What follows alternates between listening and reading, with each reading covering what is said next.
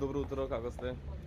Подпредседателката на собранието Фросина Ременски дојде пред обвинителката за организиран криминал Вилма Рускоска за да одговори на прашања за незината поврзаност во истрагата со проневерата на пари од бизнисмени преку невладината организација на Боки 13, Меѓународен сојуз. Ременски по 2 часа давање исказ ке каже дека е убедила обвинителката да ја запре постапката против неа.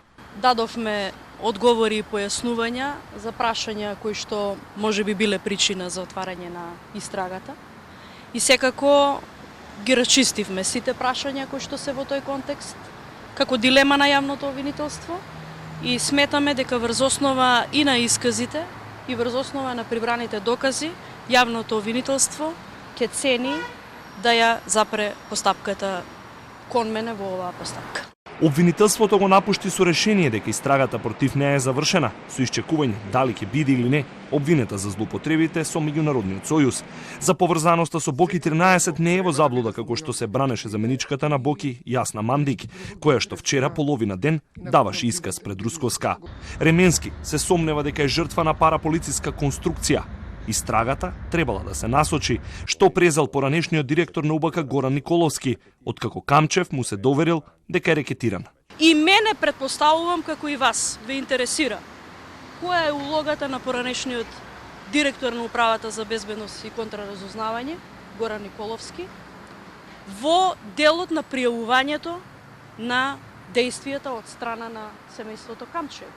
Што презел како службени действија? Дали воопшто нешто презел?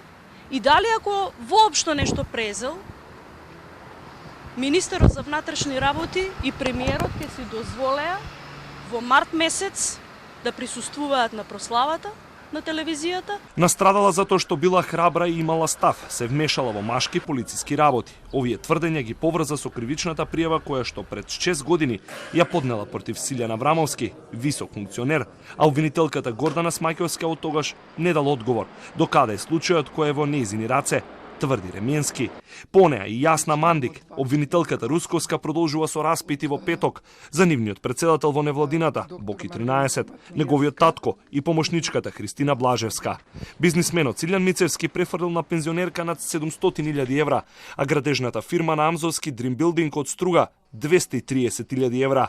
Боки 13 ги испрал парите, а ветувал дека ќе гради домови за стари лица во Битола и Карпош, рече обвинителката Русковска, објаснувајќи ја истрагата која што е покрена против нив. Сведок.